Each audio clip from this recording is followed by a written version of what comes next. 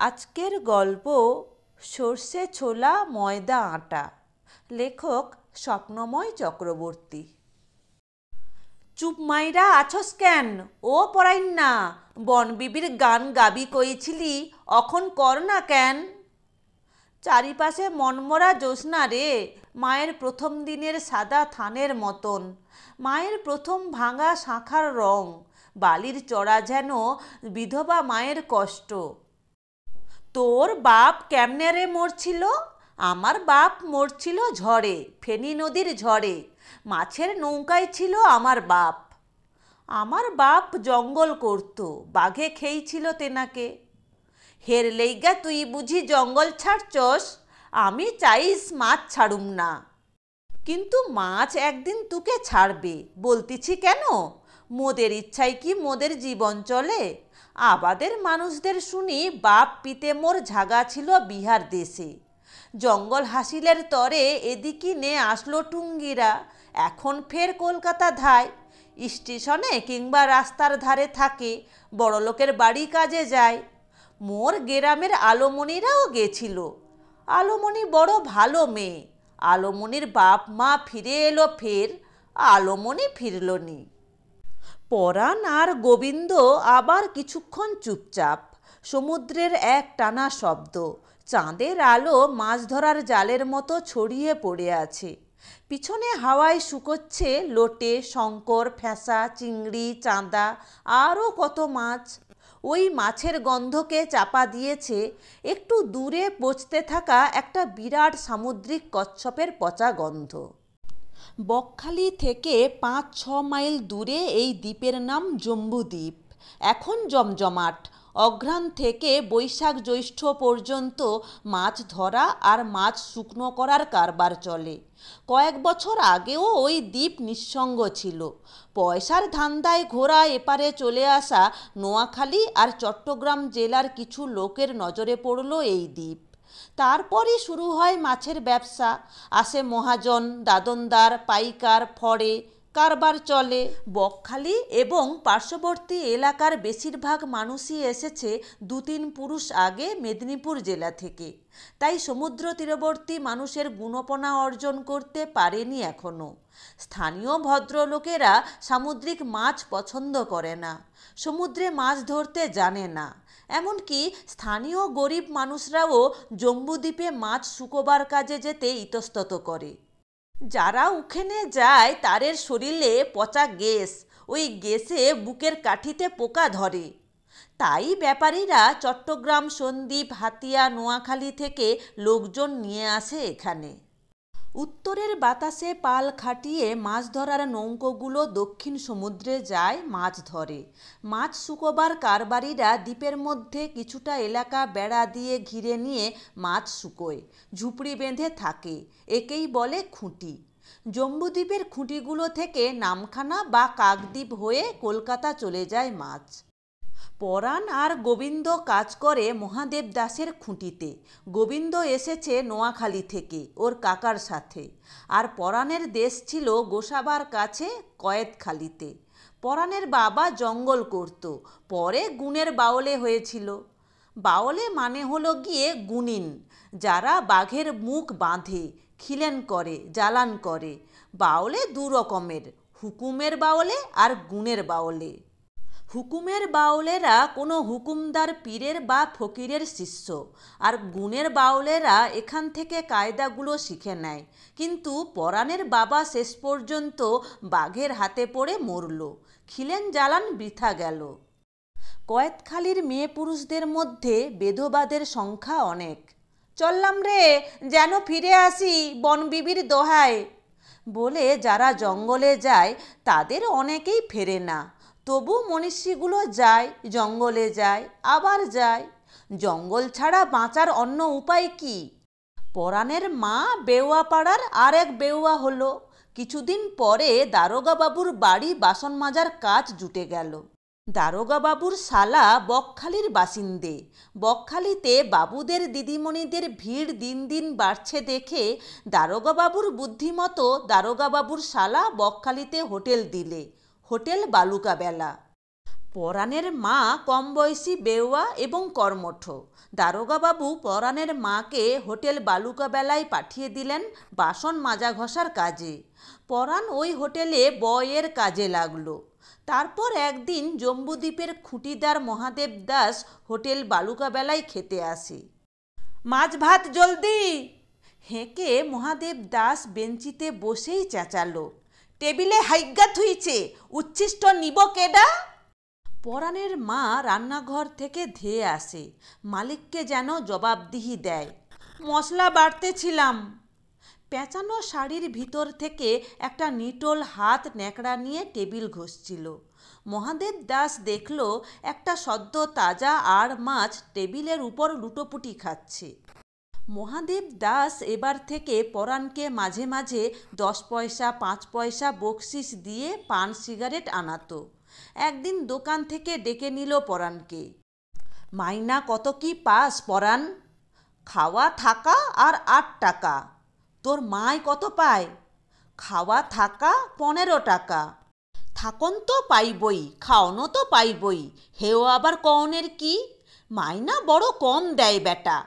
তোর মা শোয় কই? আমি আর মা হোটেলে শুই। হোটেলে আর কে শোয়? মহাদেব প্রশ্ন করার সময় ক্রমশই গলা নামাচ্ছিল। হোটেলে আর কে শোয় প্রশ্নটা যাত্রার ষড়যন্ত্রের বাজনার মতো মনে হলো। পরাণ পালায়। আর একদিন পরাণকে ধরল মহাদেব দাস। তুই আর তোর মা খুঁটিতে চল, ডবল মাইনা দিমু। পেট পুইরা মাছ খাবি। দেশ বিদেশের কত লোক কাম করে সেখানে, খায় দায় ফুর্তি করে, পয়সা কামায়। তোর মা কেন চাকরানি হইয়া দুঃখ পায়? তুই কেন চাকর হইয়া মরস? পরাণ বলল, 1 টাকা হলে যেতে পারি। হ 20 কেন? ভালো কইরা কাম কইরলে আর 2 টাকা বেশি দিমুনে। তোর মারে 40 দিমু। আহারে, হোটেলে কীরকম খাইটা খাইটা সোনার অঙ্গ কালি করে। আচ্ছা 45 দিমু, রাজি করা। মা, বাঙাল ব্যাপারীর মাছের খুঁটিতে যাবি? আমি 25, তুই 45। বাঙাল ব্যাপারী রোজ বলে, সাধে রে মা। মা কথা বলে না। চল না রে মা, টাকা জমাবো, নৌকো কিনবো, জঙ্গল করব, নিজের নৌকো ভর্তি করে কাঠ আনবো। পরাণের মুখে হাত চাপা দিল ওর মা। না, ও কথা লয়, জঙ্গল লয়, জঙ্গলে মৃত্যু। টাকা হলে চাষি হবি, জমি কিনবি, জমি। পরাণ মায়ের আঁচল থেকে বাতাস টেনে নিল, পেতে চাইল সেই পুরনো গন্ধ পেচ্ছাপ করা কাঁথার। মায়ের বুকের ঘাম আর হোগলা চাটাইয়ের ঘাম গন্ধ মিলে একত্রিত ছোটবেলা। পরদিন হোটেল মালিককে কথাটা পাড়তে হোটেল মালিক আঁতকে উঠল। তুমি খেপেছ পরাণের মা? সব বাঙাল পুরুষের পাল যে তোমাকে ছিঁড়ে খাবে। উখানে বেবুসরা পর্যন্ত যায় না। পরাণের এই কাঁচা বয়স, 5 পচা গন্ধে ওর বুকের কাঠিতে পোকায় ধরবে। এখানে দিব্যি ছিলে, আবার বায়নাক্কা কেন? পরাণ তবু এলো এই জম্বুদ্বীপে, মহাদেবের খুঁটিতে। গোবিন্দ, কি কস পরাণ? তোর পাকিস্তান কেমন দেশ রে?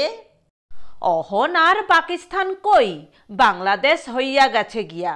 আমার দেশে বাঁশের সাঁকোয় দাঁড়াইয়া খৈরসা মাছের নাচন দেখা যায়। দুপুরে বুড়া বটগাছের তক্ষকটা হঠাৎ হঠাৎ ডাইকা উঠে।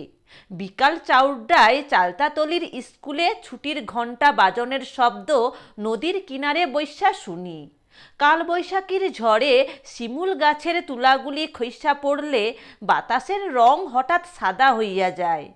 রাত জায়গা পঞ্চানন সাহার বাসায় মনসার গান শুনি। মৌলভী সাহেবের মাইয়ারা বোরখা পইরা শ্বশুরবাড়ি যায়। তাঁর বাগানে কাঁচা মিঠা আম চুরি করতে গিয়া ধরা পড়লে মৌলভী কয়, ইন্ডিয়ায় চইলা যাও, কাফের কাহাক্কা। আর জিনিসের দাম বাড়ে, কেবলই বাড়ে। আমার দেশ কয়েতখালিও তোর দেশেরই মতন।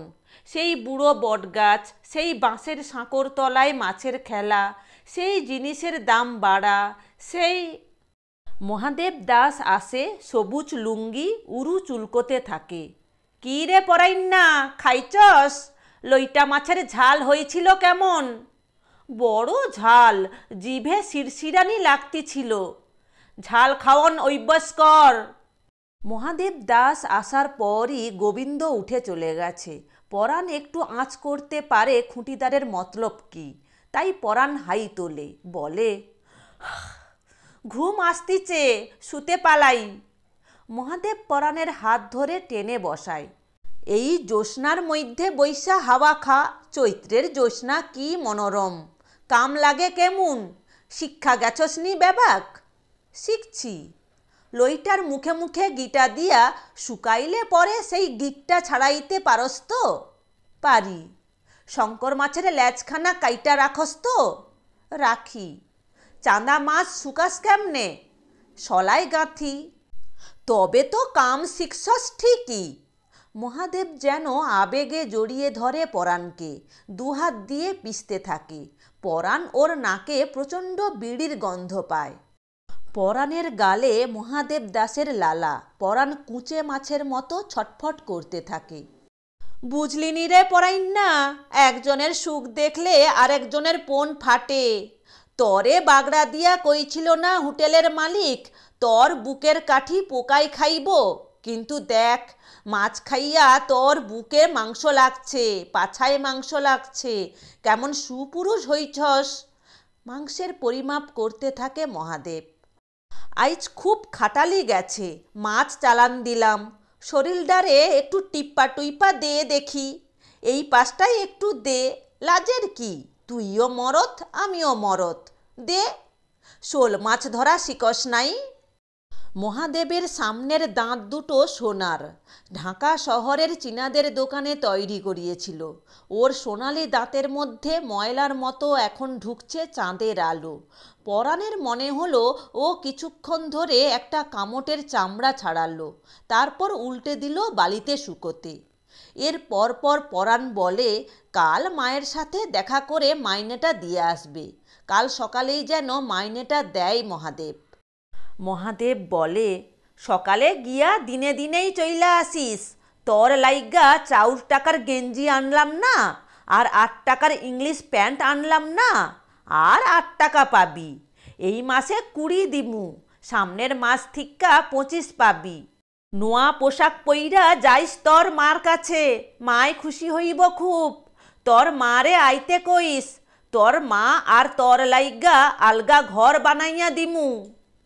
হোগলা পাতার ঝুপড়িতে শুতে গেল পরাণ। সমুদ্রের ধারে পড়ে থাকা কচ্ছপটা পশছে। বদ্রীনাথ কাকা গান গাইছে। কোন রসের বিনোদিনী? গান থামিয়ে বলল, তোর লাইগা জায়গা আছি, বনবিবির পাঁচালি গাবি কইছিলি না? গোবিন্দ ঘুমাইয়া পড়ছে, আমারই শোনা। পরাণ চোখ বোজে। কয়েতখালির হাটের পাশের মাঠে জিলিপি ভাজার গন্ধ, মায়ের সবুজ শাড়িতে লেপ্টে থাকা হ্যাজাকবাতির আলো। রাধারমণ কয়াল বনবিবির গান গাইছে। ধনামৌলে মনামৌলে 2 ভাই, ওরা বুড়ো লোক। ধনামৌলে মন করল জঙ্গলে যাবে মধু আনতে, ওর নৌকা আছে।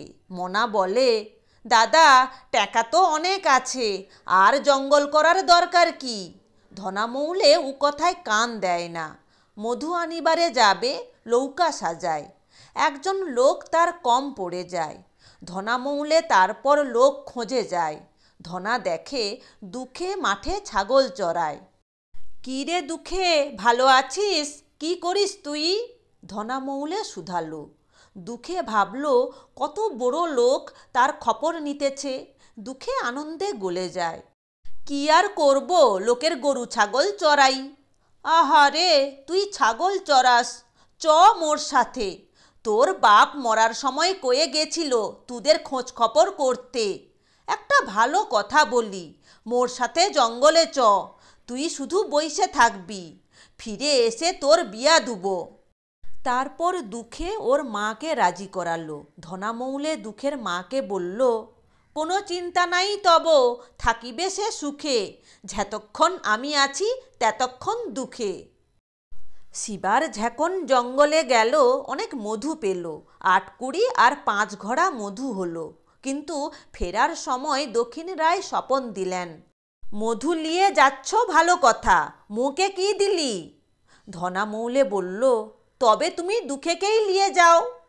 পরদিন ধনা বললে দুঃখেকে, রান্নার কাঠ নেই কো, যা দুঃখে জঙ্গল ভেঙে রান্নার কাঠ নিয়ে আয়। দুঃখে কুড়ুল হাতে যখনই নামলো ধনামূলে, বাবা দক্ষিণ রায় তোমার সেবার লাগে হে, বলেই নৌকা দিল ছেড়ে। আর দক্ষিণ রায় বাঘের রূপ ধরে হাজির হলেন দুঃখেকে খাবার জন্য। তখন দুঃখে দুহাত জোর করে ডাকলো, ওগো মা বনবিবি, রক্ষা করো, রক্ষা করো, রক্ষা করো। পরাণের ঘুম আসে। ঘুমের মধ্যে পরাণ স্বপ্ন দেখল বন বাদার ভেঙে একটা বাঘ আসছে। বাঘটার সামনের দাঁত দুটো সোনা বাঁধানো। মা বনবিবি এসে ওকে কোলে তুলে নেয়। বনবিবির মুখটা তার মায়ের মতো অবিকল। সকালের ব্যাপারীদের নৌকোয় বকখালিতে চলে এলো পরাণ। হোটেলের সামনে বসে পান সিগারেট বিক্রি করে নিশিকান্ত। নিশিকান্ত বলল, কী রে পরাণ, একেবারে বাবুর সাজে এসেছিস দেখতেছি। নিশিকান্ত পরাণের গেঞ্জির ভিতর হাত ঢুকিয়ে দেখল, বাহ কি মোলাম, এই প্যান্ট এই গেঞ্জি বাঙাল ব্যাপারীরা দিল। পরাণ গৌরবের ঘাড় নাড়ায়। নিশিকান্ত আস্তে আস্তে বলল, আমার বিদ্যেধরটাকেও ওখানে ভর্তি করে দিবি? মন্দ কি, চিনতে দেখলাম কোনো কাজই খারাপ লয়। হোটেলে গিয়ে দেখল ডাক্তার দিদিমণি এসেছেন। উনি সমুদ্র খুব ভালোবাসেন কি না, তাই পেরায় পেরায় এখানে আসেন। জানালাটির পাশে বসেন। জানালার পাশে কিছুটা নাবাল জমি, সেখানে জল জমে থাকে। ডাক্তার দিদিমণির মনে হয় তিনি জাহাজে বসে আছেন। ডাক্তার দিদিমণিকে নিয়ে হোটেলের মালিক এখন ব্যস্ত। রান্নাঘরে মায়ের কাছে যেতেই মায়ের মুখ ইলিশের গায়ে পড়া রোদ্দুরের মতো হয়ে গেল। মায়ের হাতে টাকা কটা দিল পরাণ, আর অমনি সমুদ্র থেকে উঠে আসা বাতাস উলু দিয়ে উঠল। মা টাকা কটা কাপড়ের কোণায় বাঁধল, আর কাপড়ের ওই কোণটা একটা লজ্জাবতী কাঁকড়ার মতো কোথায় লুকোবে ঠিক করতে পারছিল না। হোটেলের মালিক একটু নাক কোঁচকালো, তোর গায়ে মাছ পচা গন্ধ, গ্যাস আসতিছে, সরে দাঁড়া। ডাক্তার দিদিমণির নাম উর্মিলা খান। উনি পরাণকে চিনতে পারলেন। আরে পরাণ না, দেখতে পাইনি তোকে কাল থেকে। পরাণ ওর নতুন কাজের কথা বলল। ডাক্তার দিদিমণির কাছে ৮-১০ জন লোক জড়ো হয়ে আছে। অন্নপূর্ণা হোটেলের মালিককে ডাক্তার দিদিমণি বললেন, কোনো চিন্তা নেই আপনার, ভালো করে দেব। তার আগে একটা বুকের ছবি তুলতে হবে। এই ঠিকানায় চলে যাবেন, ওরা যত্ন করে তুলে দেবে। আপনাদের জন্য বুধবার বুধবার ডায়মন্ড হারবারে বসছি। এই নিন ঠিকানা, বুধবারে যাবেন, দেখে দেব। এদিকে হাসপাতাল নাই, কলকাতার বড় হাসপাতাল আমাদের জন্য নয়। কি যে করি, বলল গাঁয়ের চৌকিদার। ওই জন্যই তো ডায়মন্ড হারবারে বসছি। বকখালির লোকেদের জন্য আমার মায়া পড়ে গেছে। যেও, ভালো করে দেখে দেব, যেও কেমন। ডাক্তার দিদিমণি, আমার পরিবারের পেটের বেদনাটা এখনো চলছে। শ্যালদায় আপনার ওখানে ৩ বার গেলাম, ৩২ টাকা পিত্তিবার দিলাম, ওষুধের জন্য এঁড়েটা বেচলাম, কিন্তু ওই জন্যই তো ডায়মন্ড হারবারে চেম্বার করেছি। ওখানে তোমাদের জন্য কম ফি করেছি। আমি তো অনেক পাস করেছি, তাই কলকাতায় কম ফি নিলে মান থাকে না। না হলে লোকে ভাববে খারাপ ডাক্তার।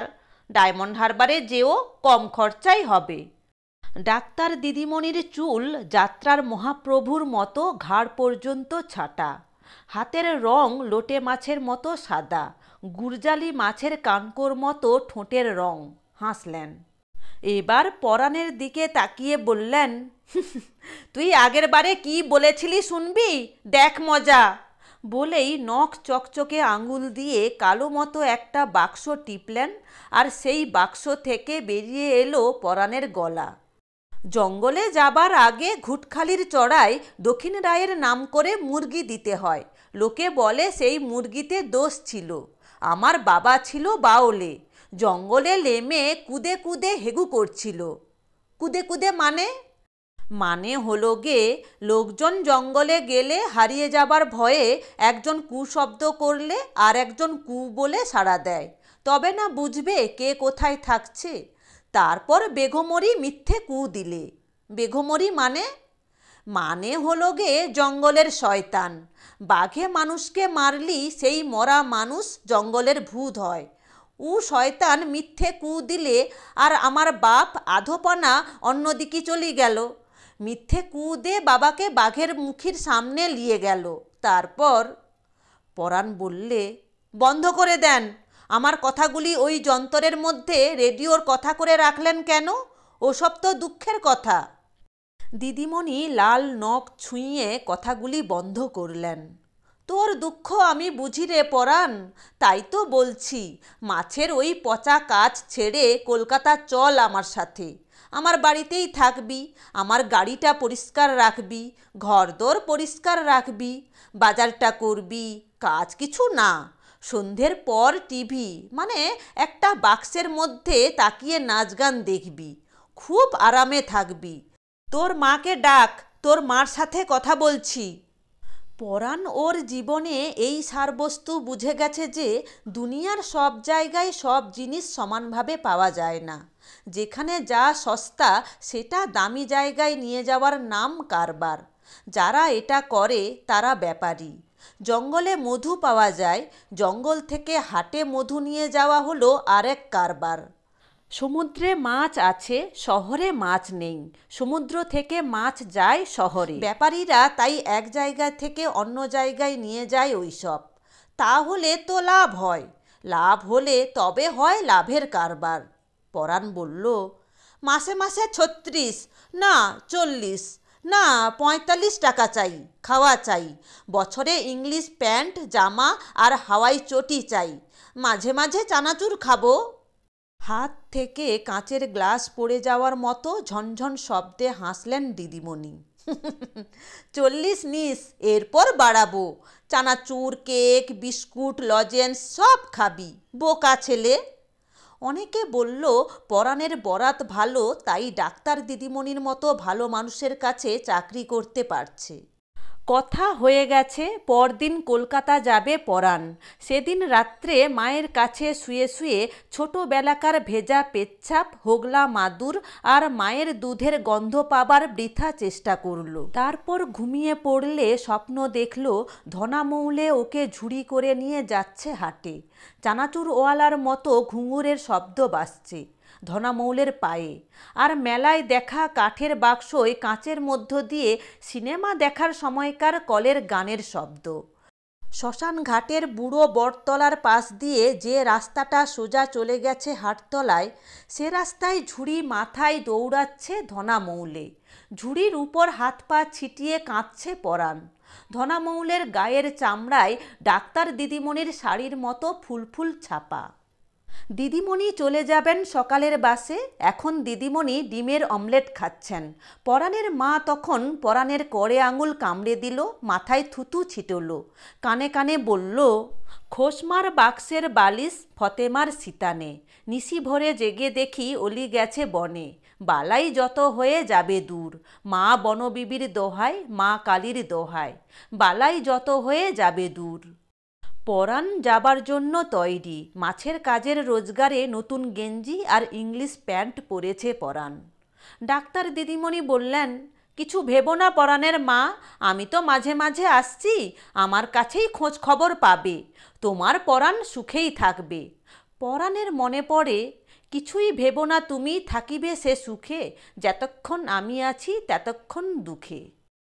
পান বেচে নিশিকান্ত, সে পরাণকে ডেকে একবার বলল, আমার বিদ্যেধরটাকে জম্বুদ্বীপের মাছের কাজে দেবার ইচ্ছে ছিল, কোনো কাজই খারাপ লয়, ভেবেছিলাম তোরা দুজনাতেই একসাথে থাকবি।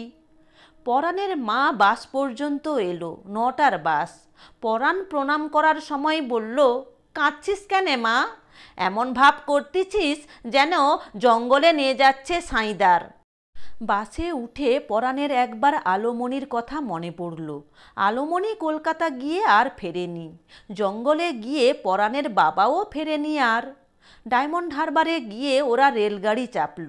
রেলগাড়িটা ছাড়বার ঠিক আগে শব্দ করল ভোঁ। জঙ্গলের শয়তান বেঘমরি মিথ্যে কু দিয়ে হারিয়ে নেয়, মিথ্যে শব্দে নিয়ে যায় জঙ্গলের গভীরে। কলকাতার ট্রেন গাড়ি সমুদ্রের হাওয়া আবাদ হয়ে উত্তরে কলকাতার দিকেই নাকি যায়।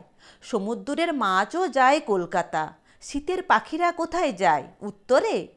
ট্রেন শব্দ করে ভোঁ। জঙ্গলের শয়তান বেঘমরি মিথ্যে শব্দে হারিয়ে নেয়। পরাণের অল্প মনে আছে বাবার কাছে শেখা খিলেন মন্ত্র, যে মন্ত্রে নাকি জঙ্গলের বাঘের মুখ বন্ধ হয়। পরাণ বিড়বিড় করে, এ আলী নামে দোহাই দিয়া আছি, তোমার আল্লাহর নবীর সাজলঙ্গি বাবা। মাগো কোথায় আছো তুমি, বিচমা মিলন আছমান জমিন খিলন এই খালে জালে। জঙ্গলে পেরেত ৭০ দোহাই মা কালী, দোহাই মা বনবিবি, ১,৮০,০০০ পীর দোহাই ফতেমা বিবি। ট্রেন চলে, ট্রেনের শব্দে পরাণ শোনে স্বপ্নে দেখা ধনামৌলের পায়ের ঘুঙুরের শব্দ।